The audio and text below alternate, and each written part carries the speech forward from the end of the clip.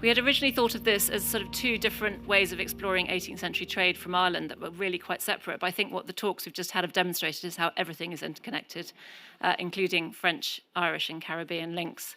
So the next three talks will be focusing on Irish connections with the wine trade in France, particularly Bordeaux, and the kind of material culture of wine drinking in Ireland in the 18th century.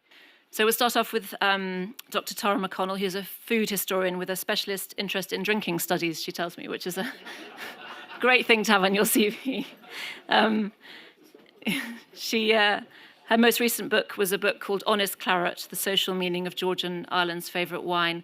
But as well as researching wine and food culture, she's very interested in the kind of material culture of wine drinking in terms of the sort of receptacles people used and how it fitted into kind of dining experiences across Ireland. So she's going to talk to us today about Prodigious Fine Dinners, dining with Jonathan Swift. Tara.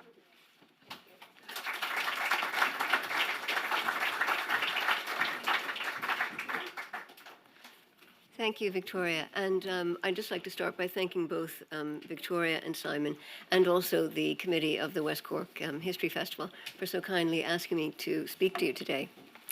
Now, I'm afraid I came with the wrong specs, so I'm going to have this fairly close to my face. At any rate, we're going to explore Jonathan Swift's gastronomic world. And I wish to highlight an aspect of the iconic writer's life that remains largely unexamined to date, at least by historians. Now, I intend to demonstrate that in spite of Swift's many real and self-described disorders and his dislike of excess, he enjoyed dining well throughout much of the course of his life. Now, almost a decade ago, I began researching the history of wine consumption in Ireland, primarily focusing on the social meaning of claret in the lives of the Georgian elite. But early in that research, it became evident that wine, especially the red wine of Bordeaux, was very important to Jonathan Swift. Now, in this preference, he was not unusual. The social and gastronomic significance of French wine in 18th century Ireland is supported by a wealth of references in literary works, in manuscripts, in the material culture, and in historiography on the period. Now, Swift's reliance on wine as a therapeutic element in his diet has been noted in a wide range of literature that examines his legacy. My research reveals, however, that his appreciation of wine was more nuanced than a reliance simply on it as a medicinal product would suggest. His personal correspondence shows that the symptoms that he suffered from certainly encouraged him to pursue a fairly strict dietary regime and exert a degree of self-restraint at table that was rare amongst his social peers. Equally, however, his letters attest to his appreciation of good food and wine and his dislike of subpar gastronomic offerings. The letters he wrote in the first half of his life, and especially those that were compiled and published later as Journal to Stella, are they really highlight a more positive aspect of his relationship with food than his later correspondence does, which was written, of course, as his medical woes were increasing and he was aging. Now, I was somewhat bemused when I read the following assertion in an edited version of Swift's private account books. Quote, "Swift was not greatly concerned about food." The book's editors further qualified this statement by claiming that in his letters, Swift rarely makes more than a passing reference to his eating, no loving enumeration of dishes, nor any indication of fussiness in his diet. Well, it is true that in his correspondence, he rarely sets out lengthy details pertaining to constituent elements of meals. But as for fussiness, yes, there's some evidence there. Now, his fastidious approach to eating and drinking developed alongside unpleasant and frequently debilitating symptoms that became manifest quite early in his life when he was about 20 years of age and affected him with increasing regularity and severity as he got older. Retrospectively, these symptoms have been ascribed to the condition Meniere's disease, an inner ear problem that was unknown in his time.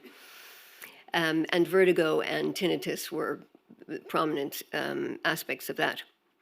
Now, Swift said himself that as a boy he loved stuffing himself. So you could hazard the opinion that the fairly abstemious eater and diner that we encounter in his letters didn't necessarily choose to go that route. As an adult, he did claim that he hated a prodigious fine dinner, and he could not endure eating above one dish. Nevertheless, his personal correspondence is generously peppered with references to dining. For example, when, where, with whom, and on what. And here I'm speaking mainly about the letters compiled in the journal, which run from 1710 to 1713, which really was his peak period of sociability, at least at a very high level. Excuse me. But to regress a little bit in time, details pertaining to his childhood are scanty and frankly unreliable. But what we do know is that irrespective of, sorry, I hope I can move this on correctly. Yes. Irrespective of any apparent absence of emotional comfort that he had in his young life, he didn't go hungry. One of the few happy memories that he recounts in his adult is of, quote, eating charming custards in a blind alley. And no doubt that obscure location enhanced the thrill of eating those custards.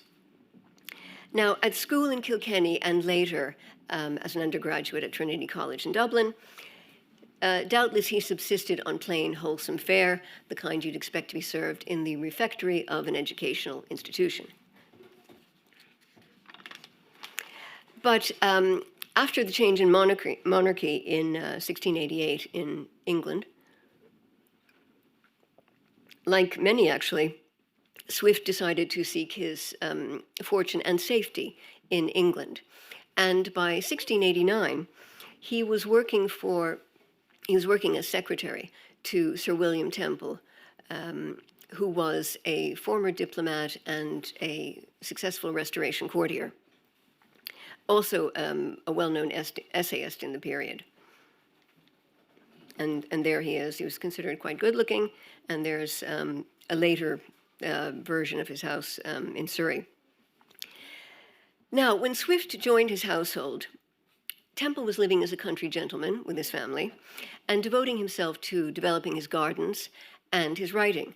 And of course, it was this latter activity that Swift was engaged to help him with.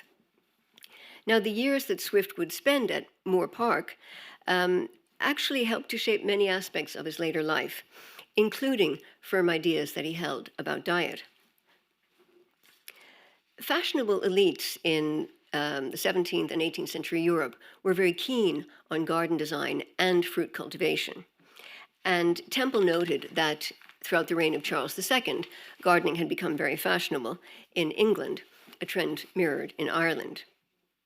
Now, Temple's gardens at Moor Park, not the best picture, but I'm hoping you can make something of it out, were inspired by his travels throughout Europe and conformed especially to the Dutch style that favored rectangular plots and an ornamental canal, which the blue arrow is pointing to. So why am I talking about Temple's gardens? Well, Temple and his wife, Dorothy, who shared his enthusiasm, were keen fruit lovers.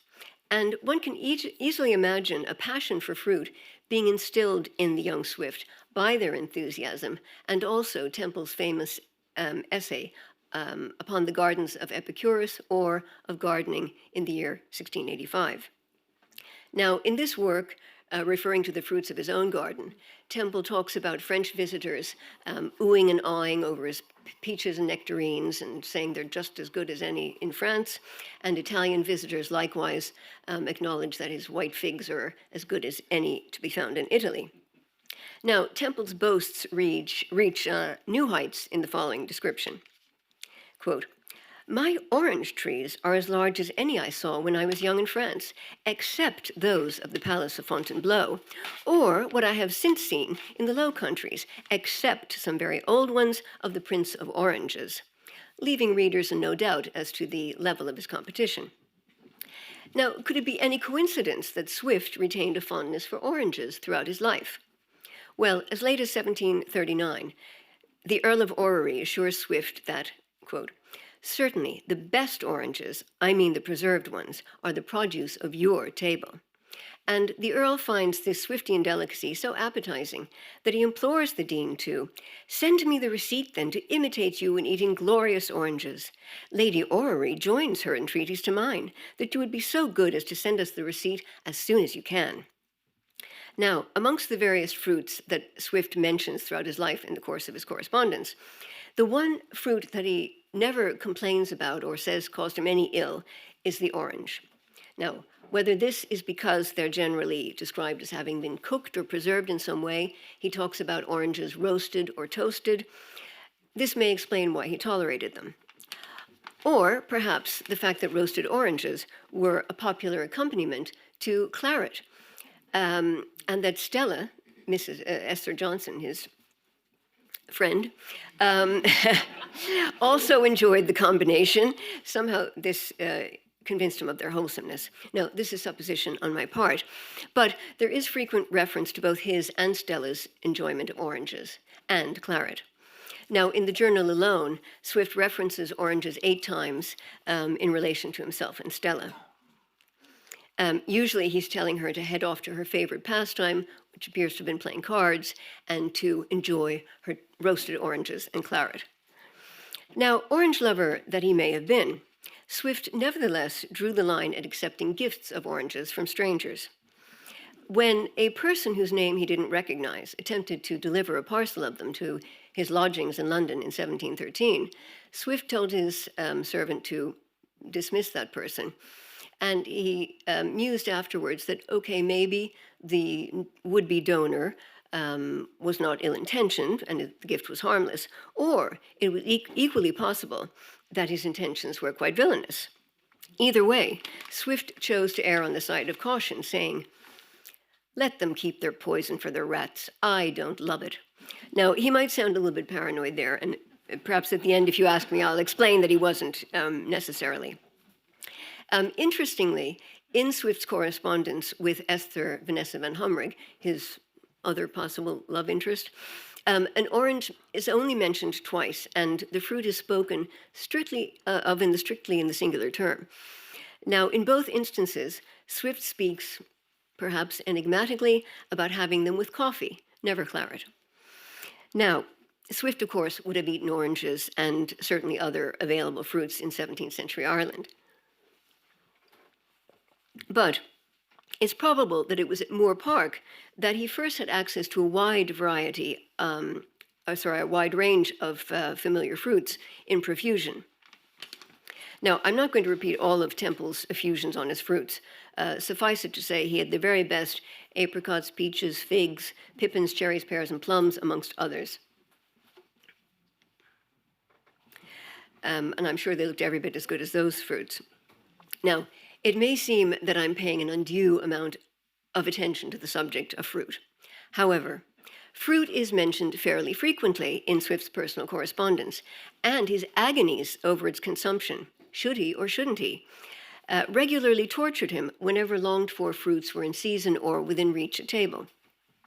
So why did eating fruit pose such a problem for Swift? Well, Dorothy Temple firmly believed that surfeiting on fruit was seriously injurious to one's health. Her husband also believed that unripe or bad quality fruit was extremely unwholesome and caused many untimely deaths and illnesses. Now, the youthful Swift, he was only in his early 20s when he arrived at Moore Park, probably unquestioningly accepted this wisdom from his elders. And the truth of it, in fact, to him, appeared to be confirmed when he had his first episode of giddiness, read vertigo, after he claimed he indulged in 100 of the Temple's golden pippins at one sitting. Now, upon falling ill after consuming such an extraordinary quantity of fruit, The temple's warnings doubtless rang in his ears, and the unwavering belief that fruit could set off his disorders was firmly rooted in his mind. But despite his fears about eating fruit, he simply couldn't resist it. And invariably, if one of his what he referred to as disorders soon followed, he attributed it either partially or wholly to eating the fruit. In July of 1711, complaining of having his head disordered following eating some cherries, he explained to Stella he repented that already. However, the following month, he fell for a fig, and another indulgence that immediately was regretted. The lifelong turmoil surrounding fruit eating and his virtual obsession with fruits is encapsulated in the following lament, in which he tells Stella that he hates late summer in London, where it is autumn this good while in St. James's Park. The limes have been losing their leaves, and those remaining on the trees are all parched. I hate this season, where everything grows worse and worse. The only good thing of it is the fruit, and that I dare not eat. Now, 16 summers later, the dean is still tortured by his desire for self-forbidden fruit, telling his friend, Thomas Sheridan, that in the midst of peaches, nectarines, figs, and mulberries, I touch not a bit. You actually can't help feeling sorry for him with this misguided idea that he can't scoff fruit. Now, Swift was aware of the status attached to fruit cultivation and gift-giving in this period. So despite the potentially unpleasant effects it could have on him personally, he was very interested in developing good orchards at his own town and country gardens in Ireland. At his property in Meath, Laracor, he developed apple and cherry orchards. And when he took over, when he became Dean of St. Patrick's in 1713, he obtained a property nearby where he established a town garden that he christened Naboth's Vineyard. Now, the condition of the fruit at both properties preoccupied him, and his friends were well aware of the dean's emotional and financial investment in the gardens. Swift himself talks about boasting about Naboth's Vineyard to Alexander Pope, and the future Mrs. Delaney, writing to Swift, assured him that his garden always had her best wishes. Oops. So, back to Moore Park. It seems that Swift experienced an upward learning curve in relation to the dining etiquette expected at elite tables when he was at Moore Park, if a third-hand account of his manners upon arrival there can be credited. Now, the novelist Samuel Richardson claimed that a friend to a nephew of Sir William told him that because of Swift's ill qualities, he wasn't permitted to dine at table with the Temple family. Now, in fairness to Swift, he was arriving straight from refectory table dining in institutions, so maybe he wasn't that sophisticated and he displayed some gaucheries that offended the Temples. At any rate, even if there is any truth in Richardson's kind of mean tittle-tattle, it would be odd if Swift hadn't been somewhat abashed at the way of living at Temple's, the dynamics of a noble household, Temple's own lofty roster of acquaintanceship, which included William III, and Swift's own uncomfortable position as a servant. Now, of course, Swift's own circle of acquaintance would soon match, if not eclipse, Temple's. And as for being abashed, he didn't remain so very long.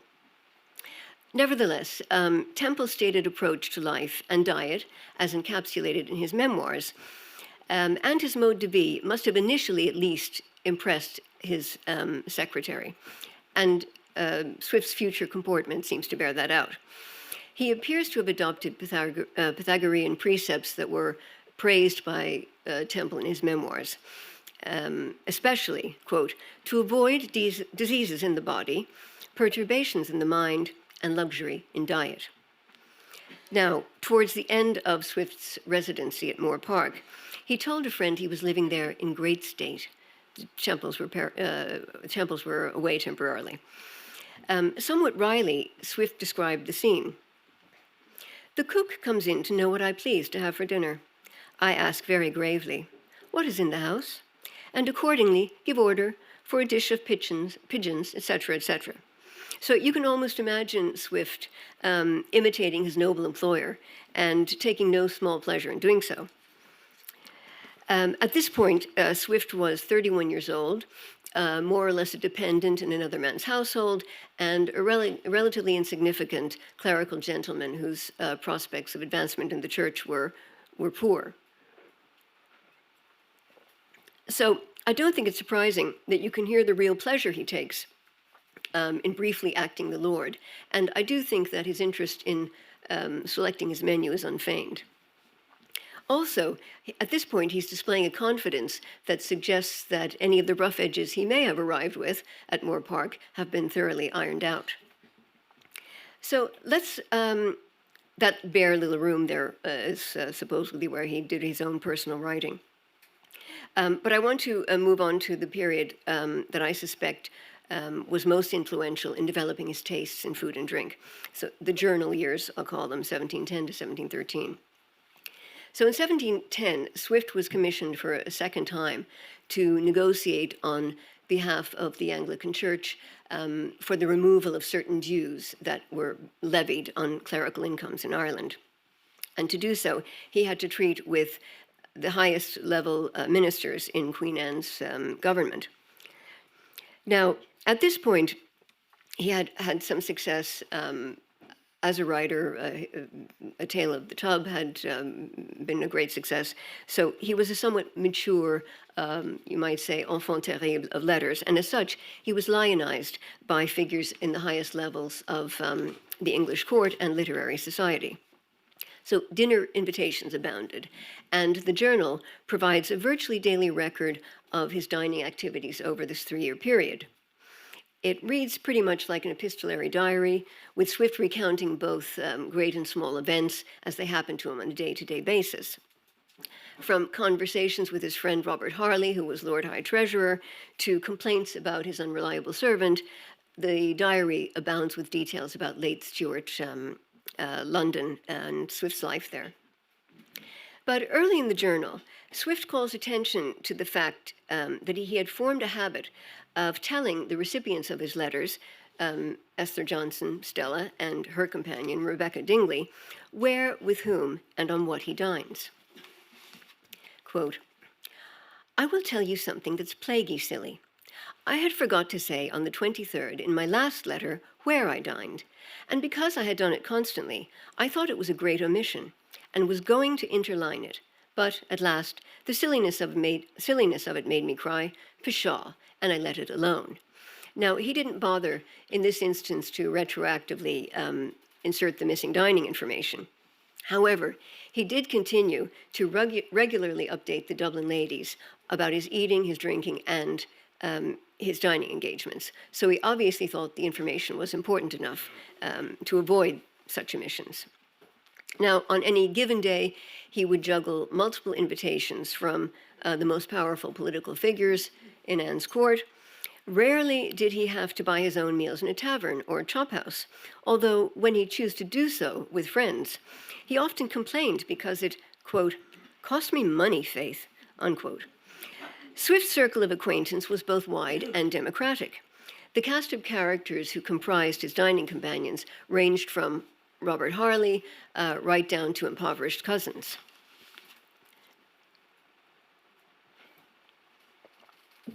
Now, whether he was dining in company or more rarely alone, outside of noting with whom he dined, at what hour, his descriptions regarding his consumption tend to be matter of fact. He only really provides more precise details when he's especially impressed with food and drink, either positively or negatively. So, what do the letters reveal about his interest in food and drink, his approach to diet, and his likes and dislikes? Well, we'll start with his likes first.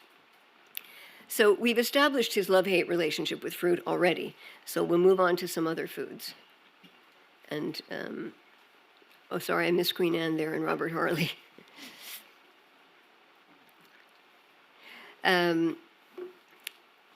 We look at some other foods and maybe even just meals that he appears to have enjoyed. Now, I'm not going to reel off an overly long list of the foods he mentions eating, Suffice to say, he ate things like asparagus, cabbage, bread rolls, beef, veal, wildfowl, venison, pigeons, chicken, turkey, ham, salmon, herrings, and oysters. Now, fish and shellfish generally pleased him, with one exception that we'll get to shortly.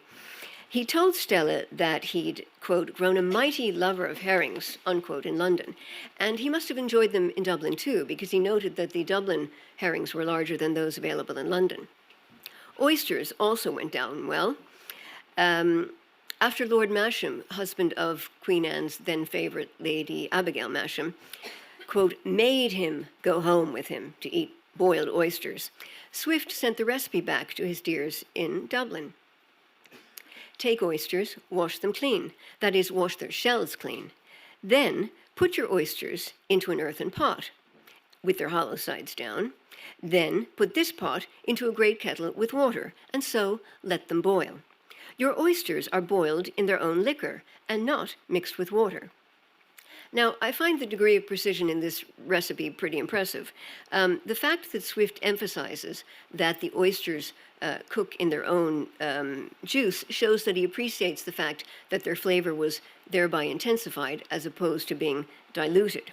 And obviously, he had to request this recipe from Lord Masham, which proves that he enjoyed the dish. He also had a taste for venison dishes. He was quite annoyed that dining out of town in London one time caused him to miss eating a venison pasty. On another occasion, he described a haunch of venison that he enjoyed as mighty fat and good. Now, it's difficult to imagine someone disinterested in food getting a kick out of being invited to dine and drink with a man that Swift described as a true epicure. And, quote, the man that knows everything and that everybody knows, and that knows where a knot of rabble are going on holiday and when they were there last, unquote. So, a good gossip too. Now, Swift was clearly delighted when this person, who's on the left, Charles Dartmouth, took him to dine at what Swift called one of Dartmouth's eating places, which happened to be the snug house of a clerk of the kitchen to Queen Anne. There, Swift seems to have been quite impressed that they enjoyed the Queen's wine, while demurring, and I think rather unconvincingly, that he was served such very fine victuals that he couldn't eat them. Well, he must have at least tasted them to discern their quality. And certainly his feigned delicacy didn't prevent him from rejoining his friend Dartmouth a year later at the table of another clerk of the kitchen to Queen Anne. And on this occasion, admiringly and somewhat amusedly, Swift noted that Dartmouth loves good bits and good sups. And on this occasion, it seems that Swift, by then a seasoned regular at the tables of the great, didn't find the bits and sups too difficult for him to digest.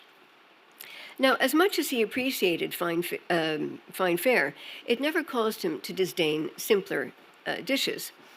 After dining at the Lord Treasurer's home one night, the following day, for the relatively modest sum of 2 shillings and twopence, which is still a very reasonable 11.50 sterling today, Swift and a friend dined at a humble alehouse where, Swift said, they ate like emperors.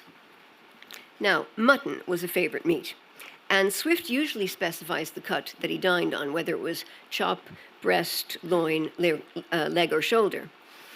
On the sole occasion that he specifies a style of preparation, in this case, a French one, it comes with a harsh critique. In a tavern, he is served a neck of mutton dressed à la maintenant that the dog could not eat. And there we have a dog that is probably in that situation. Anyway, it's worth noting that the fact that this dish was on a tavern menu indicates the degree to which French influence had seeped into the gastronomic register of England in the period. But this leads us on now to Swift's dislikes. And I believe that his Epicureanism is most evident when he complains about food and wine that didn't please him. For instance, he excoriates the wine served to him by his old friend, the dramatist William Congreve, as nasty white wine that gives him heartburn. Some ugly, nasty, filthy wine was served along with the aforementioned mutton à la maintenant, a combination that kept him up all night with a sour stomach. The meat and drink served at the home of a bishop is witheringly dismissed as so-so. The second Earl of Abingdon is labeled a puppy, not a term of endearment, for providing a dinner comprised mainly of fish. Now, the problem on this occasion was that, to Swift's disgust, the carps were served raw. A broiled turkey leg and poisonous wine accompanied this piscine platter, a veritable insult to gastronomy. Now, Swift, like his friend Orrery, did not enjoy the overconsumption that was so common at table amongst their social peers. So Swift perfected strategies for avoiding socially enforced surfeiting. Stealing away when it was possible to do so discreetly seems to have been a favored tactic. Sometimes, however, it seems that Swift was obliged to eat more than he can do so comfortably. Even after dining with Lord Harley, who, Swift said, ate the most elegantly of any man I know in town, he felt compelled to counteract the effects of the meal by walking lustily by moonshine to shake off his dinner and wine. Supping at the second Duke of Ormond's equally elegant table, Swift fretted afterwards that he'd probably eaten and drunk too much at this ducal repast. Now, he synopsized his strategy for avoiding drinking too much thus, quote, "I drink little, miss my glass often, put my water in my wine, and go away before the rest of the company, which I take to be a good receipt for sobriety." He was so satisfied with this maneuver, he decided to make a proverb out of it and set it to rhyme. Drink little at a time, put water with your wine, miss your glass when you can, and go off the first man. We may not be following that at the wine tasting later. Now, after a boozy dinner in 1710, he primly reported that his fellow diners were half fuddled, but not I, for I mixed water with my wine. He continued to dilute wine throughout his life, and this is confirmed by Letitia Pilkington in her memoirs, when she says that Swift never drank above half a pint of wine, in every glass of which he mixed water and sugar. Now, this is in an era in Ireland when, according to Swift's friend Lord Orrery, quote, "a right jolly glorious memory Hibernian never rolls into bed without having taken a sober gallon of claret to his own share," unquote. So on the rare occasions when, despite his best measures or intentions, Swift did drink too much, as he did one evening with the Duke of Ormond's secretary, they stayed drinking nasty white wine till 11 p.m. at night, he afterwards admitted to being sick and ashamed of it. But water on its own, however, didn't prove agreeable to the Dean. Shortly after investing in spa water, he decided it made him giddy and gave the whole supply away. Wine, however, could not be dispensed with. When the supply ran out at one friend's house, Swift said he wasn't going to dine there again. On another occasion, he excused himself speedily from an earl's table, grumbling that the wine was not good, so I came away. Wine drinking was clearly an integral element of conviviality for Swift, and he admitted that his own average outlay on the beverage added up to a considerable expense. In the journal, when he reports drinking claret with Irish friends in London, he often refers to it as Irish wine, the link between claret and Irish gentlemen being so firmly established that it was evident he was talking about the red wine of Bordeaux. At any rate, Swift didn't drink claret exclusively. Throughout the journal years, he drank Tokay wine for the first time with a wealthy merchant in London. He was served more champagne than he cared for. At a dinner for high-ranking Spanish officials, there were so many toasts and champagne that once again he had to sneak away, this time to the ladies, and join them in drinking tea. So to resume, I'll just list some of the other wines he mentions drinking in the journal, such as Florence white wine, Burgundy, Hermitage, Portugal, and Sack. Now, after he returned to Dublin as Dean of St. Patrick's Cathedral, it does appear that claret, or a Spanish equivalent, was the usual wine at the deanery table. The importance that Jonathan Swift attached to the quality of the wine he drank and that he served his friends is quite evident. Regarding his Dublin friends, he wrote in 1735 that he was compelled to serve them honest claret, as nothing else would do. His friends gratefully recognized his discernment, with Dr. Delaney making the playful observation about Swift's hospitality at the deanery that you'll see there on the screen. In Jonathan's reign, if you come here to eat, you have choice of good wine, but no choice of good meat. Apparently, his housekeeper was notorious for incinerating joints. Another friend assured the dean, "I am told your wine is excellent." Now, two of Swift's testamentary bequests underscore both his fondness for wine and its importance as an indicator of status. So I refer to two silver bottle tickets that he bequeathed to the Earl of Orrery, and a gold corkscrew he bequeathed to another friend. Now, these were high-status examples of the material culture of wine in the period. Now, I don't have time to discuss them in depth today, but I would like to point out that we do know, thanks to Letitia Pilkington, that Swift did in fact use that corkscrew. And if you ever have time to look at the directions to the butler in Swift's directions to the butlers, in directions to servants, or alternatively, you could look at page 228 of my book on his claret, cheeky, you'll understand why he didn't trust a servant with this valuable tool, which I suspect looks very much like that one in the example. Now, Swift would doubtless have been flattered to learn that the poet, John Keats, associated him with claret. For Keats, the term Swiftian meant cool and fresh. It referred to something that made him both laugh and think. Claret had the same energizing effects on the poet, Keats, I mean, and he gushed that, quote, "Whenever I can have claret, I must drink it," unquote. Swift, cherisher of Irish wine, could surely not fail to approve. Now, to conclude, Swift absolutely favored moderation and simplicity in diet. But to my mind, this does not signify a disinterest in food. On the contrary, his personal correspondence, especially the letters that comprise the journal, reveals him as a knowledgeable wine drinker and a perhaps reluctant gourmet. Molière might have called him un fin gourmet malgré lui. My own conclusion, in brief, is that the sharpest tongue of the age accommodated a discriminating palate. Thank you very much.